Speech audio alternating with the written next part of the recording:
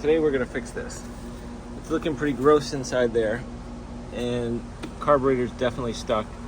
This is broken, but I ordered a new one and it hasn't shown up. The breather, not looking good. We gotta use this compactor. So to get it to work, we gotta make sure it's got clean gas. Gas can get to the carburetor, and then it has spark. So just looking at it, it looks like there's a bunch of 10 millimeters. This is an 8 millimeter, it looks like. I took off the first 2 screws right here, and this is a little charcoal canister here. We're gonna have to replace this gas tank because it smells like dead gas. I think it'll be easier if I take off the carburetor first. So let's see what's going on here. This looks like it'll come off with just those 2 screws. Those look like they're 10 millimeters, which they are. That will get this out of the way. Okay, once those 2 are off, let's see what happens here. We pulled this off of here, and this one just slid right off. I had to move the lever here, the fuel shut off. Got to pull these clamps off. This will allow the fuel.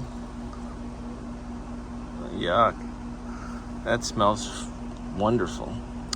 Okay, anyhow, so this should just pull right off. Oh, that looks pretty interesting. Okay, so let's look at what's going on here. There's a spring, and there's this. So to get this off, you have to pull that up like that, get it in the right position. And it's gonna need this carburetor. Look at how gross it is in there. I could probably clean this, but there's probably, like, the float probably melted in there if I had to guess. It's been out here for a while. Back to the gas tank. To get off this gas tank, it looks like you gotta take off this, and then there's 2 on the back. They all look like they're 8 millimeters. We're gonna try and get in there and get that out. Let's do the easy ones first. These are 10 millimeters on this side. We should put a little spray on them because they look pretty terrible. They're coming off. That'll loosen that side up. I still have to get that 8 millimeter on the other side. We're gonna have to get a wrench for that. Okay, so I used an 8 millimeter wrench because it was easier for me than finding my swivel, but that will loosen this whole thing up. Let's get that off. That loosened everything off. We got a fuel line that's in a little clamp right here. You just pull that up, and look, we're gonna pull this through. Okay, we have removed the gas tank. So let's look what's in there. We're gonna lubricate all that up. So the chances of this working are pretty slim. It's been sitting outside for a long time, but the engine moves, and if it's just bad gas and a carburetor, it will be $40 fix if you do it yourself. As part of the gas tank fix, it looks like there's a built-in filter here, and this filter is probably pretty shot. So we're gonna take that out, and hopefully we can clean it because we can't order a new one today.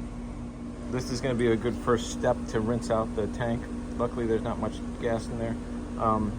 We're just gonna spray it out and then try and clean it as well as we can. If you wanna get this fuel filter out without destroying it, you have to remove the fuel line and then use this 13 millimeter.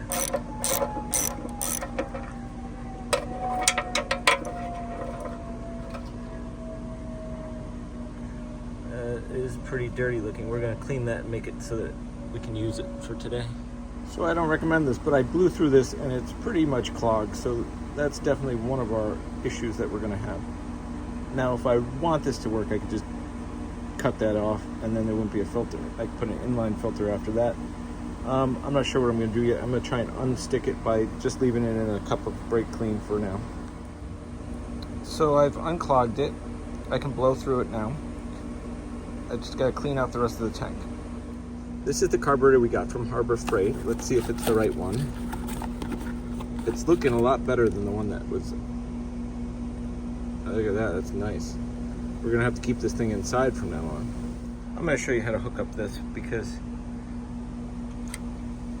just in case you don't know how it works, you're gonna wanna fit this guy right into the top. This fuel line wasn't clogged or dirty. I just rinsed it out, ran it through so that it's back in place, and we're gonna put that together. But when you put this back on, make sure that those two holes are like that.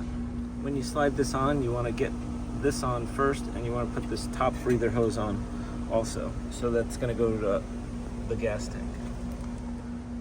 Once you get this in there, you want to. There's probably a torque specification for this, but you should be able to just make it tight enough so that the gaskets are being used. Put this back on, not the cleanest, but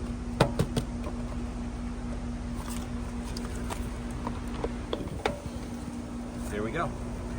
So let's just clean out that tank and then we'll try and start. We're getting the tank back on. To get that on, you gotta go underneath here and pull this on, and then you're gonna need a pair of pliers to put the thingy on there.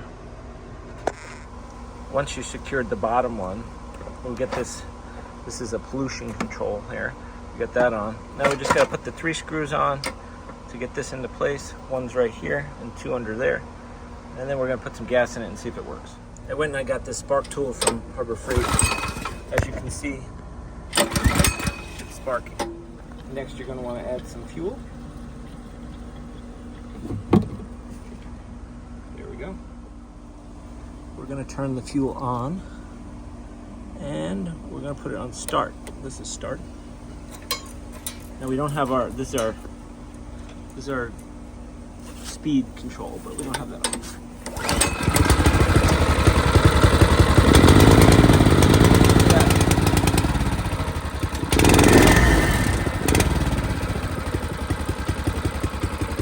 Start the first pull. I got it running so that the neighbor can compact this little area. He's gonna put some big rocks down, but we're gonna wet it and compact it. We're gonna start this thing in one pull.